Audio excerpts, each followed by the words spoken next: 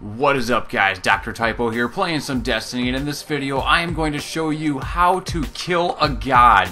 That is right, in this video I'm showing you how to take down Crota. First and foremost, if you plan on getting anywhere at all in this fight, bring at least one level 31. You're going to need him, as he's going to be the only one who can do enough damage to Crota to actually beat the enrage timer and essentially beat the encounter. I really also recommend bringing at least one defender titan who is going to have weapons of light, just so you can have that little bit of extra damage boost, and you also have that bubble shield because you're going to have no health regeneration at all due to a debuff called Presence of Crota, and so you're really going to need to kind of watch your health, and the bubble is going to help you do just that. Now, even though you will have no health regeneration at all, there is still an item that will allow you to regen health. However, only one player at a time is going to be able to hold this item, and so you're gonna have to share it between yourself and all your buddies. However, as long as you communicate thoroughly and execute, almost perfectly, then you'll definitely be able to reap the rewards. However, like I said, this encounter requires a huge amount of communication and coordination, and if you don't have a single level 31, you're not gonna win anyways. Now, as soon as the fight starts is when you're going to get that debuff, Presence of Crota, and all health regeneration is going to stop. However, you're immediately going to be surrounded by a bunch of Hive, Acolytes, and a couple Knights. They really aren't much to deal with, so just go ahead and plow through them. Hopefully they'll drop some heavy ammo, because anyone in your party who has a Gjallarhorn is going to need it. And the reason they're going to need it is because there is going to be a lot of focus firing in this encounter, and there's going to be just a lot of targets that they actually have to prioritize with their Gjallarhorns and bring down as quickly as possible in order to beat the enrage timer and in order to make sure everybody stays alive. As soon as you do manage to clear out everything that is in the starting area, you're going to send one player out to grab the Chalice of Light. The Chalice is sitting right in front of Crota. It's a big glowy beam of light. You can't miss it. Watch out for the Sword Bearer though. He's hopefully going to chase your Chalice carrier back to the group of guys, which is going to come out this left door and start lighting up the Knights in the left tower.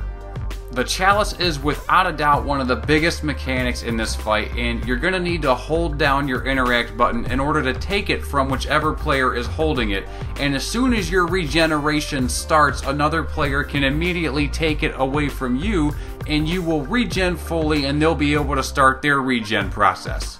As soon as the Knights in the top tower are dead, you will immediately focus on the Sword Bearer. That way your level 31 can grab it, run up, and start damaging Crota. Soon as he picks up that sword, you're going to want to have at least 3 guys who have Gjallarhorns preferably. However, if you've got 2, that will do as well. You're just going to have one guy have to mag dump, because it takes 3 fully maxed out Gjallarhorn rounds in order to drop him. That's the level 30 Gjallarhorn, not the level 32 version.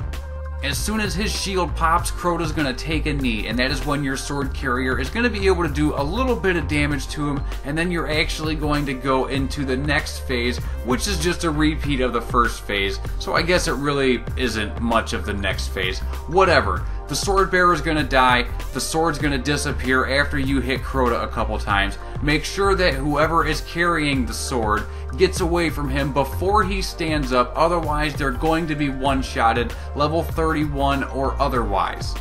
It might also be noted that it would be good to give your sword carrier the Chalice of Light on his way up there to Crota, because you never know when those Knights are going to respawn, and he might take a little bit of damage unintentionally, and shit happens, so you kind of have to be ready for it. And with that Chalice of Light, he can be ready for it, and so his health will regen and he won't die, and it won't be an almost instant wipe.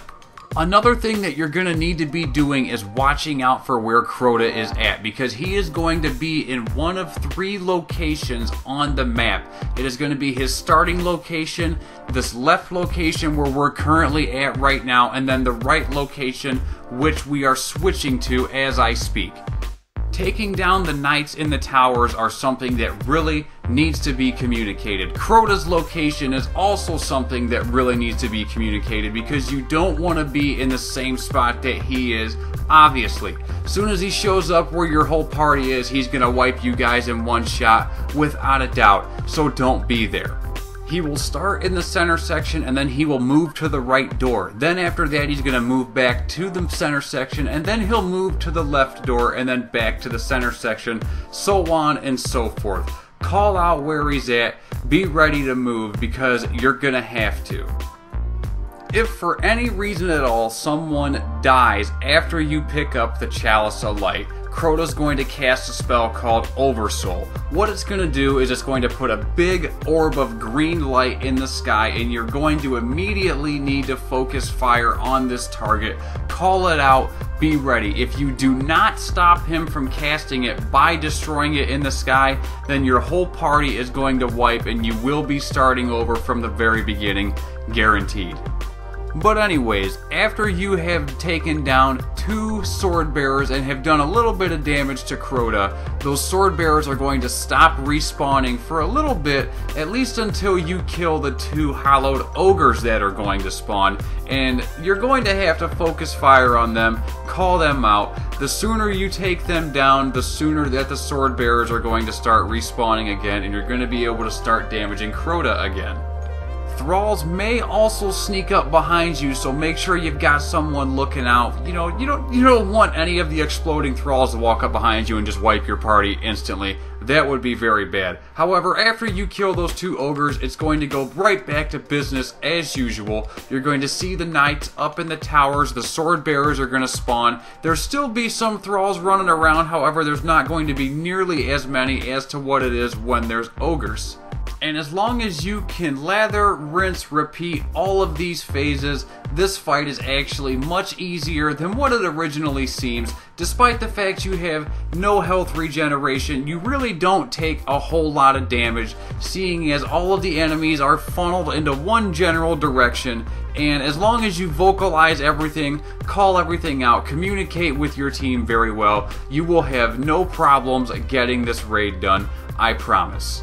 Just make sure that you have at least one level 31, and I would really recommend that everyone else is at least level 30. Otherwise, you might have a little bit of a bad time. So of all the things that need to happen, make sure that the knights in the towers are dying as soon as they spawn when you are on the side that they are, or they're on the side that you are, whichever you prefer.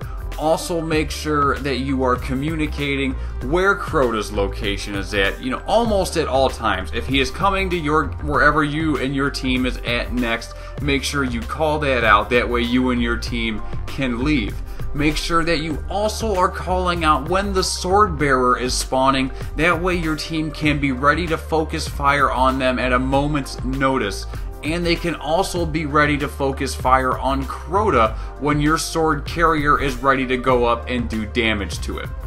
Be ready to focus fire down the ogres as soon as they spawn, otherwise they're going to run to the middle. They might even run somewhere and hide behind some pillars, and they can be a pain to track down sometimes, and you really, above all else, don't want to die, because as soon as you die, then you put your whole raid in jeopardy due to the fact that Crota casts a spell called Oversoul, and this spell has the ability to wipe your raid without a doubt.